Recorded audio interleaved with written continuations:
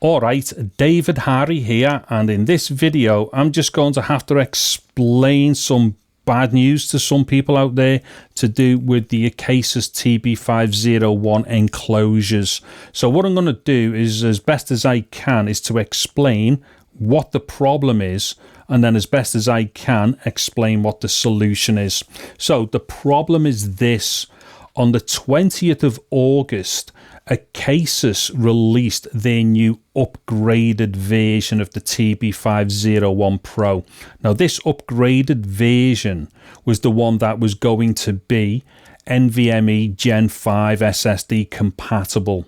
Now, the problem is that on the 20th of August, and this is ongoing up to this point that you see this video. So from the 20th of August, unfortunately, there were a number of enclosures that Acasis had in the warehouse which didn't have the correct firmware on them.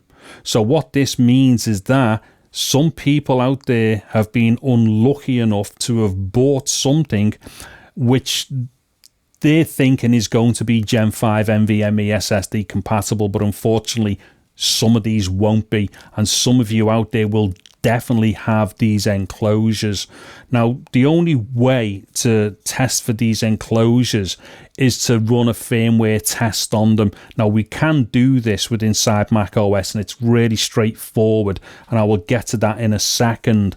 But what we're going to have to do here is to identify where the enclosures were bought from as well. So this particular issue only applies to those enclosures that were bought directly from Acasis, from their website, from the 20th of August onwards. If you were to have bought one before the 20th of August, this has got nothing to do with you. And if you were to have bought one from, say, Amazon, even up to today, this has also got nothing to do with you. And don't forget, anything that you would have bought, say, from Amazon or elsewhere, they would not have been Gen 5 compatible anyway.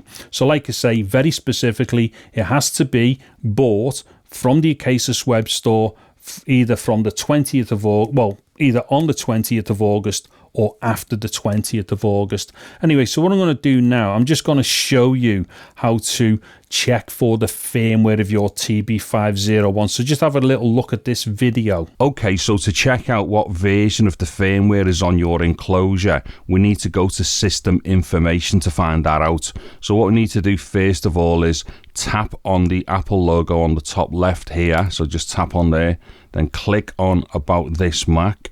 Then that's going to open up this window, and then just tap on More Info. And then from there, we need to just come down and tap on where it says System Report. Okay, now on the left-hand side here, where it says Hardware, just kind of scroll down here until we get to Thunderbolt USB 4.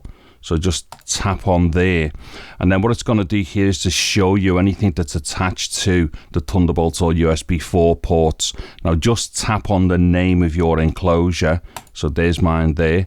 And then what we do, just come down underneath here, then it'll tell us firmware version. And as you can see there, that is the firmware version of the particular enclosure that I've got connected. Okay, so that is exactly how you check the firmware revision for your TB501 Pro. Now, the example that I just shown there was a TB501, which will have a different firmware number on it. However, the firmware number in question here, to be clear, is firmware revision 56.56. However, this kind of gets a little bit complicated because that firmware version is not a problem if it is on the previous version of the TB501 Pro. So to be super clear, firmware revision 56.56 within itself is not problematic. So if you've got an earlier version of a TB501 Pro, don't worry. That firmware works perfectly on your previous Gen 4 version, or indeed if you buy a Gen 4 version today from Amazon and it's got that particular firmware on, no problems. That firmware only becomes a problem when it is on the Gen 5 version, and the problem is going to be that it will not work correctly with Gen 5 NVMe SSDs. The problems are like, there's a number of different ways that this problem will manifest itself. However, guaranteed it will not work at some point. So what you need to do then is make sure that you bought it either on the 20th or after the 20th from the Acasis website. Do a screenshot of what I've just shown you there, which is where you see the firmware, and then send that to support@acasis.com. Now at that point, what's going to happen, Acasis will either provide you with prepaid labels in order for you to send it back if you are within the United States, but everywhere else internationally, what they will do is to pay for the full shipment for the return. Now, I don't know whether that gets paid in advance or you have to ship first and then you get refunded. I don't know. I've got no details of that. In fact, do you know what? Let me just read this to you. For those who purchased TB501 Pro from the official website since August 20th, direct them to support@acasis.com with their order details and firmware screenshots. We'll provide prepaid return labels, US customers, or full shipping reimbursement international. Replacement units will be tested before shipping. This costs your viewers nothing. Every penny of shipping with this is our responsibility.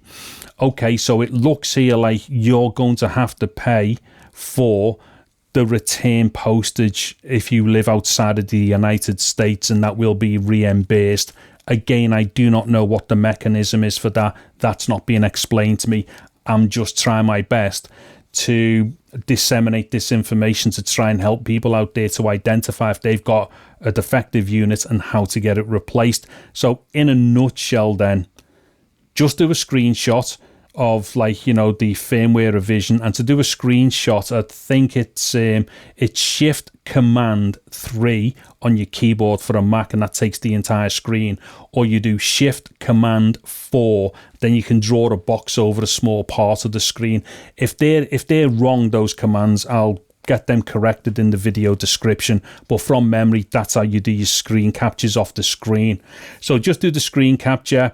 Also, get in touch with support@acasis.com with that screen capture.